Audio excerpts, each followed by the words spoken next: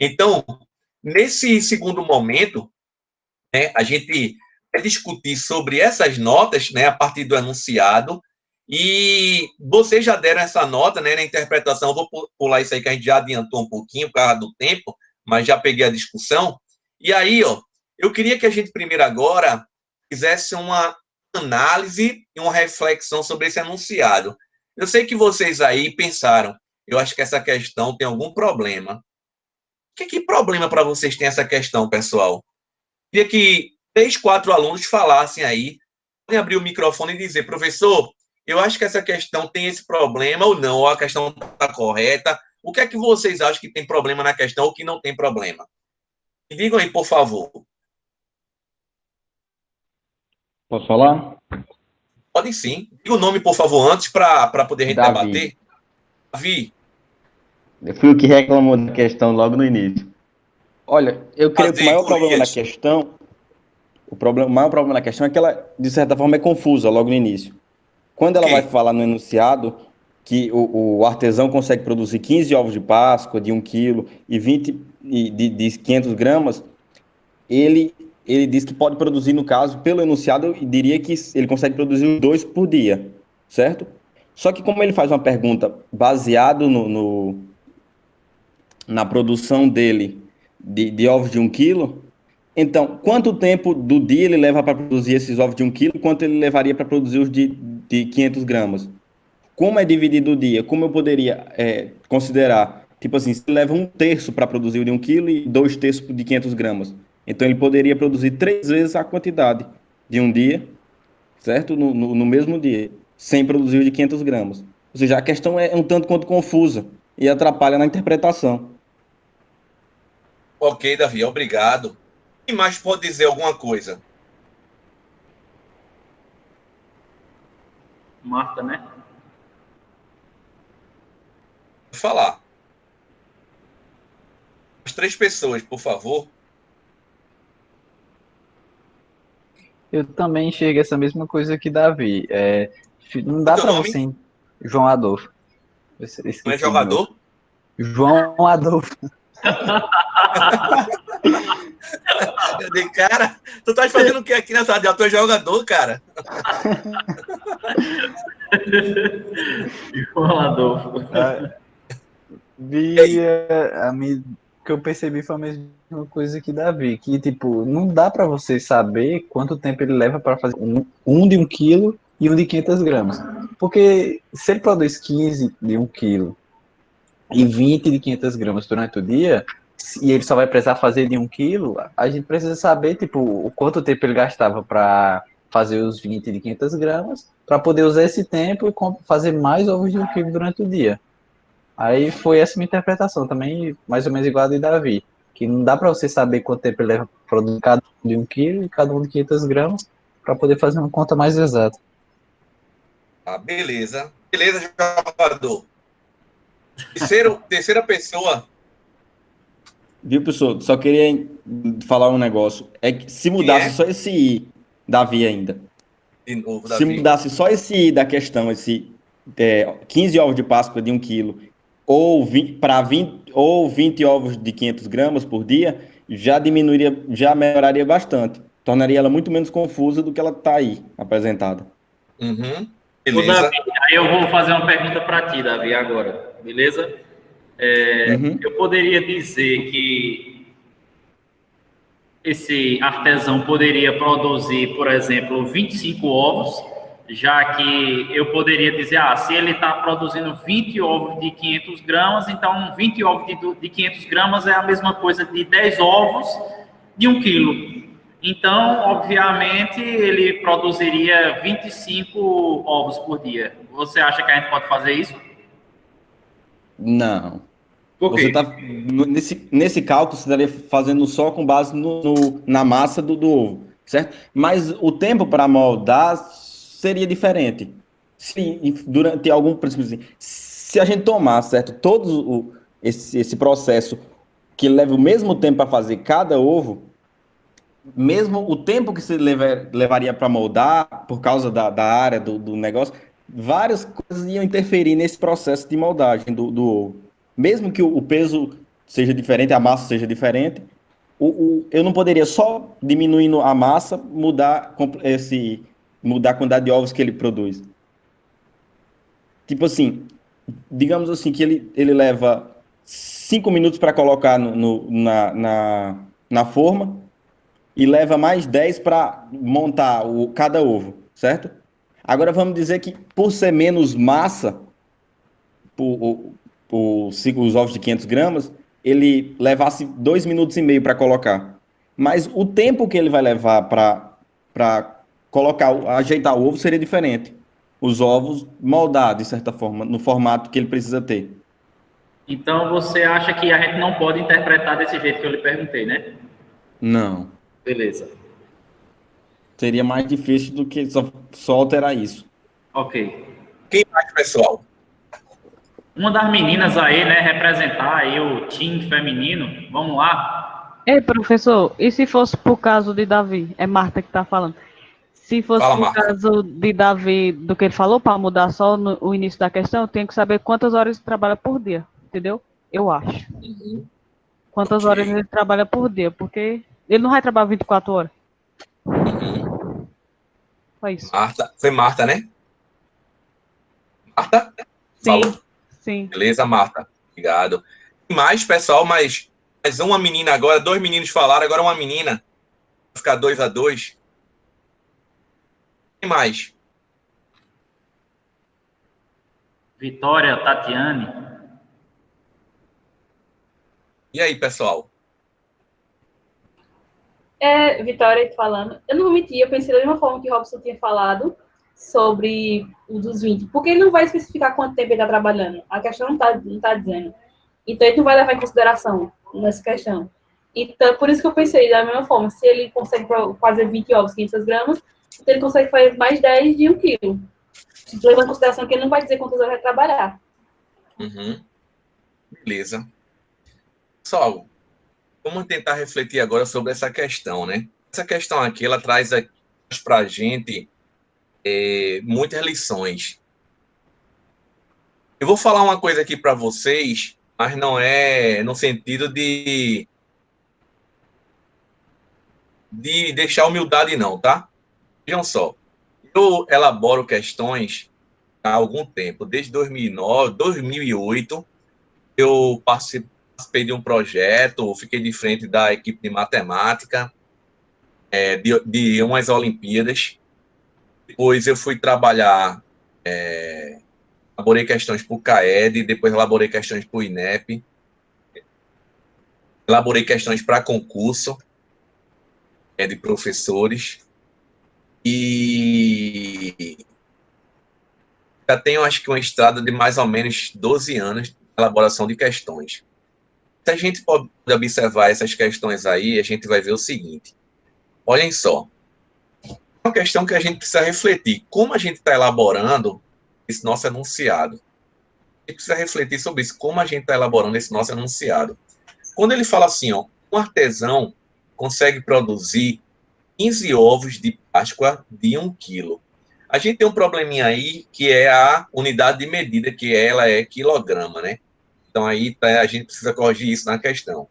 E 20 ovos de Páscoa de 500 gramas, isso por dia.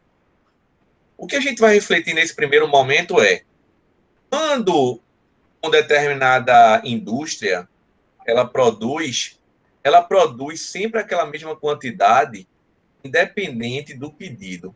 Então, por exemplo, uma indústria, né, de veículos, ela vai produzir, por exemplo, tantos Palios e tantos Unos todos os dias. É aquela produção já toda correta, né? E independente do pedido, ela fica assim, sempre aquela mesma quantidade. Esses ajustes que são solicitados não é muito fácil fazer. Ele já tem uma programação de produção.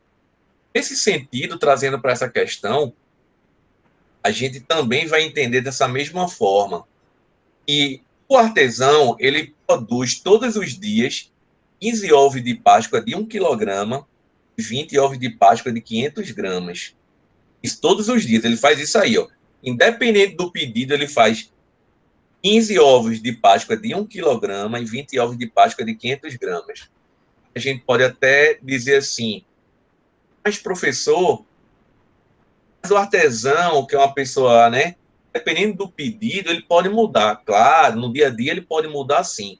É por isso que quando a gente for contextualizar, a gente precisa colocar algo que seja mais próximo da realidade. De certa forma, o artesão, dependendo do pedido, já que é um ovo de Páscoa mais caseiro, ele pode mudar sim. Mas a questão está sendo clara, dizendo que ele produz diariamente 15 ovos de Páscoa de 1 quilograma, 20 ovos de Páscoa de 500 gramas. Está sendo clara. Tá? E aí, ele recebe a encomenda de uma loja, compra esses ovos a ele para vender, né, e vai ter que fazer 1.620 ovos de 1 quilograma. Ou seja, a loja não tem interesse nos ovos de 500 gramas. Por exemplo, você chegasse para esse artesão e dizer assim, olha, eu quero, vocês fossem um tio, né, um pai, um tio, eu quero 4 ovos de Páscoa de 1 quilograma para os meus sobrinhos, para os meus 4 sobrinhos. E o artesão diz, não, eu vou lhe dar 2 de 500, vocês iam aceitar? Claro que não, né? Essa adaptação na prática ela não existe. Ah, não, vou dar 2 de 500 que equivale a 1. Não. Você fez um pedido de 1 quilograma. Se você pedisse de 500 gramas, a partir da produção dele, ó, ele faz quantos de 500 gramas? 20 ovos de 500 gramas por dia. Então, se você pedisse 40, ele, nessa questão, ele iria precisar o quê? De 2 dias para poder entregar o pedido a vocês. Quando vocês pedissem o quê? Ovos de 500 gramas. Se eu pedir 20, ele entrega em 1 dia. Se ele pede 40, 2 dias. Se ele pede 60, 3 dias. A mesma coisa quando ele pede 15 ovos de 1 quilograma em 1 dia. 30 em 2 dias. Mas aqui a gente tem que observar o mais importante da questão é o comando da questão. O comando da questão é essa partezinha final da pergunta. Ó. Em quantos dias ele consegue fazer o quê? Essa entrega. O que é que ele quer? 1.620 ovos, o quê? De 1 quilograma. Então, se a gente for observar, né, qual é a solução? Vou dividir o quê? 1.620 dividido por quanto, pessoal? Por 15. E vou achar aqui resposta 108. Muitos professores, quando eu faço essa formação, adapta, né, coloca 15 mais 10, porque eles pegam o quê? 20 ovos, não é? De 500 gramas e transforma em 10 de 1. Não pode fazer isso. Aí a gente começa a fazer alguma reflexão, que isso também é cultural. Mas, professor, tem excesso de informação? Tem sim. E tem algum problema ter excesso de informação? Depende. Tecnicamente, não. Por quê? Quando você vai a um supermercado e vai fazer, você leva a sua lista lá de compras, você vai se deparar com excesso de informação. E você, naquele excesso de informação, você vai pegar aquilo que você tem interesse. É a mesma coisa nessa questão. Não há problema de ter excesso de informação. O grande problema é quando o professor em sala de aula ensina só aos alunos sem excesso de informação. Chega na prova, ele coloca a questão com excesso de informação. Aí tem um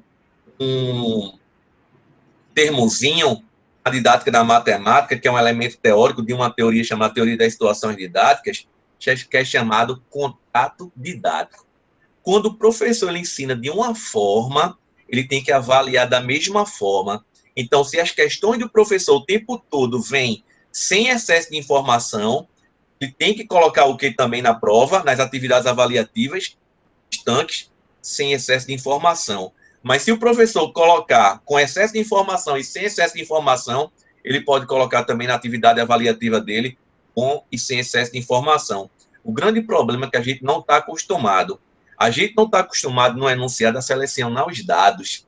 A gente está acostumado ao quê? Pegar tudo aquilo já pronto e utilizar todos os dados da questão.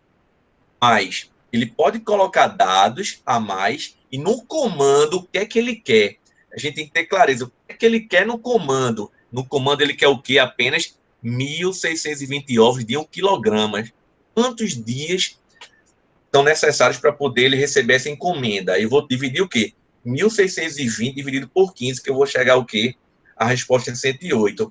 E vocês podem observar que o terceiro aluno é o que chega mais perto, não é? E aí, o único erro da questão não é porque ele colocou o I ou o.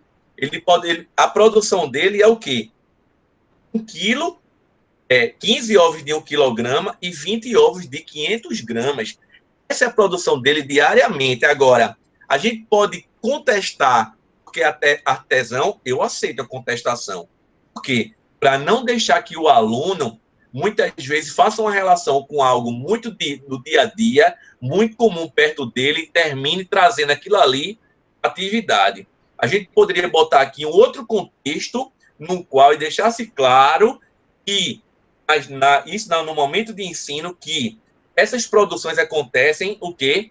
Dessa maneira. Então, quando há uma produção numa indústria em larga escala, sempre acontece assim, ó. Tantos ovos de 5 quilos, tantos ovos de 4 quilos, tantos ovos de 2 quilos, tantos ovos de 500 gramas. Todos os dias a produção é essa. Então, o artesão não. O artesão, ele faz o quê? Uma adaptação, muitas vezes, dependendo do pedido. Então, a gente poderia mudar o contexto, concordo. Agora, mudando o contexto e mudando essa unidade de medida aí, a questão, tecnicamente, não tem erro. Porque a produção é essa. Agora, o que é que eu quero da produção? Eu quero isso. Se eu pedisse de 500 gramas, eu teria uma resposta. E se eu pedisse de 1 quilograma, eu teria o quê? Outra resposta. Claro para vocês? Beleza? Vou passar. Tranquilo? Professor, meu nome é Ricardo. Mas nesse caso, como o senhor falou, existiria a questão de lógica, né? Que nesse caso de artesão, pela lógica não dá certo, né? Mas isso é o que eu falei. A gente pode contestar. Como é teu nome mesmo? Ricardo. Ricardo, isso que eu falei agora. Quando a questão está com o artesão, a gente pode contestar o contexto dela. Entendeu? Por quê? Porque o artesão, ele no dia a dia, dá essas possibilidades. E é preciso a gente construir atividades avaliativas, questões, né, que estejam próximas do aluno, que estejam na realidade do aluno. Então, esse contexto aqui, a gente pode condenar ele. Por quê? Não é um contexto muito adequado, mas é isso que eu estou falando. Se a gente colocasse um contexto adequado, a questão, tecnicamente, tirando a unidade de medida, não teria problema de erro. O problema tecnicamente dessa questão é o quê? O contexto dela e a unidade de medida, que é quilograma. Ficou claro, Ricardo? Sim, professor. Entendeu? Aí é isso que eu estou trazendo. Eu trouxe de propósito essa questão, a gente sempre pensar, quando a gente vai elaborar uma questão, a gente tem que pensar no texto e o quê? O contexto. Entendeu? O que é contextualizar? Contextualizar, uma palavra mais rápida que eu sempre trago para os alunos. Contextualizar é o quê? Ambientar. É deixar o aluno permitir a interação com o enunciado. Fala aí, Rob, seu gênio. Eu tenho duas questões em relação a isso. Pode perguntar. A primeira em vez da gente colocar artesão, se a gente colocasse uma fábrica consegue produzir, qual seria a interpretação? E a segunda... Seria correta. Porque a fábrica ela produz em escala. É a mesma escala, todos os dias, entendeu? Não muda. As máquinas, elas já são programadas para produzir aquilo. Isso. Entendeu? Show de bola. E eu posso afirmar que o excesso de informação pode se configurar como um distrator na questão ou não? Olha, para construir distrator, porque o distrator, ele não está na pergunta. O distrator, ele está na resposta, entendeu? Eu posso construir distratores a partir do enunciado. Por exemplo, qual seria uma alternativa correta? 108. Qual seria um possível distrator aí? 64, alguma coisa. 64, alguma coisa poderia ser um distrator. Por quê? 64,8. Pronto. Por que seria um distrator? Porque o aluno poderia pegar 1.620 dividido por quanto? Por 25. Então, o distrator, que distrai do pensamento correto, ele está na resposta, não da pergunta. Então, esse tipo de enunciado é muito bom para a gente construir distrator. Valeu, professor. Beleza? Pessoal, alguma dúvida a mais? Ficou tudo claro para vocês? Ficou claro, pessoal? Posso passar? Posso, professor? Pode sim, tranquilo. Beleza. Então, vamos lá. E aí, né, a gente pode observar, sempre os professores, dá 0, dá 1, dá 5, dá 8, como é que vocês fizeram, né? Uma discrepância aí de 8 pontos, e a gente começa a pensar, né? O que é que esse aluno, ele pensou, né? Daqui a pouco a gente vai... O que é que esse aluno fez? Esse aluno pegou os dados corretos, ó. Ele pegou 1620 e pegou o 15 correto. Mas só que ao invés dele dividir, ele multiplicou. Mas vocês podem observar que depois daqui, toda a parte de tratamento que a gente chama está corretíssima. O que está errado é daqui para trás. A passagem do enunciado para cá é a parte errada. Mas depois que ele faz isso para cá, ele mostra que tem um conhecimento da matemática, tanto que ele faz o 1620 por 15, ele faz vezes 10, e por 5 ele pega o vezes 10 e divide por 2. E aí ele soma. Veja como é que esse aluno pensa. Será que de fato mesmo esse aluno merece 0? A gente fica pensando, veja o que o aluno constrói daqui para baixo, e a gente fica pensando, será que esse aluno de fato merece mesmo 0, pessoal? Acho que a gente precisa refletir sobre esse papel. Olha o que o aluno construiu. Esse aluno merece mesmo 0? Vamos lá. E esse aluno? Esse aluno, ele pega, né, muitas pesquisas mostram que muitas vezes, quando a pessoa não sabe resolver uma atividade, ela pega só os dados e faz alguma operação. Né? Faz uma soma, uma subtração, né? Muitos professores dão 0 nessa questão, dão 1, é uma questão assim, onde há uma nota, né? Uma nota mais baixa, né? Então, nesse caso aí, o menor foi 0, a maior foi 3, né? Aí, a discrepância aí é menor, porque aí eu não pego os dados e faz uma operação, né? E aí, pessoal, mas eu vou voltar para essa questão. Mesmo o aluno fazendo aí, será que 0 é uma nota muito marcante para ele? A gente não poderia pelo menos dar 1, né? A 2? Porque eu acho que a matemática, muitas vezes, ela pode o quê? Mexer com o psicológico, tal. O que é que vocês pensam sobre isso, né? Vamos ver a terceira questão. 1.620 dividido por 15. O aluno faz o quê? 1 vezes 15, né? Aqui, ó. 1 vezes 15, 15. Aí subtrai 16 menos 15, 1. Aí ele baixa o 2. Ao invés de dividir, colocar 0 no quociente, ele esquece e bota o quê? 0. Mas o pensamento dele, ó, do enunciado para cá, é tudo direitinho. Ele é o contrário do 1. Ele faz a passagem da linguagem natural para a linguagem numérica de forma errada, né?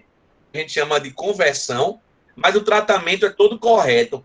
Já aqui a conversão é correta, só que o tratamento aqui, ele erra aqui, ó, ao invés de colocar 108, ele coloca 18. Aí tem a gente que dá 0, né? Tem gente que dá 1, dá 2. Mas eu fico pensando, olha, esse aluno aí, pessoal, esse aluno merece uma nota baixa? Esse aluno merece porque o aluno errou 18? É como vocês estavam colocando no início. Era 1,5, ele colocou 15, é mais ou menos nessa ideia. Era 108, ele colocou 18. E esse aluno, pessoal, esse aluno merece 0, porque ele só era para ser 108, ele colocou 18. Então, vocês podem observar aí que há aí, pessoal, também um elemento para poder a gente o quê? Refletir.